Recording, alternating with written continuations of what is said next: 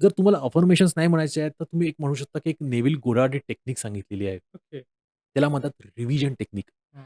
Revision टेक्निकमध्ये असं आहे, की जे पण दिवसभरामध्ये निगेटिव्ह झालेलं आहे किंवा काही पण झालेला वाद झालेला आहे, तर तुम्हाला आणि तुम्ही बघितलाय ते वाद. तुम्हाला असं रात्री विचार करायचा आहे, की ते सगळं झालंच नाही. त्याच्या उलटं झालं सगळं. सगळे एकमेकांशी चांगले बोलतायत, सगळेजण हसी मजाक करतायत, असं बघायचं आहे. ओके. जेव्हा तुम्ही रिव्हिजन रोज-रोज करणार, रिव्हिजन रोज-रोज करणार, तसे सिग्नल चालले जातात. तसे सिग्नल चालले जातात विश्वामध्ये. ओके. आणि ही रिव्हिजन टेक्निक जी नेव्हिल गोडार्ड सरांनी दिलेली आहे, त्याच्याने एक फायदा काय होतो, की अफर्मेशन म्हणायची गरज नाही. हां. पण आपले इमोशन्स तसे चालले जातात आणि हो. त्याच्यामुळे मग आपोआप संबंध चांगले होतात. ओके, तर मग ओके. ही रिव्हिजन टेक्निक जी आहे, ती खूप इम्पोर्टंट आहे. Okay, okay, yes sir, yes okay, sir. Okay. म्हणजे अर्थात समजा हं, सासू-सून मोठमोठ्याने भांडतायत आणि हं, तो व्यक्ती बघतोय, की हे खूप भांडतायत हं. आणि हे त्याला इरिटेशन झालं. पण रात्री झोपताना त्याने हेच व्हिज्युअलाइज केलं, की दोघी भांडत नाहीये, दोघी छान गप्पा मारतायत, करेक्ट आहे. एकमेकांच्या गळ्यात मिठी घातलेली त्यांनी, करेक्ट, खूप आनंदात काहीतरी एन्जॉय करतायत.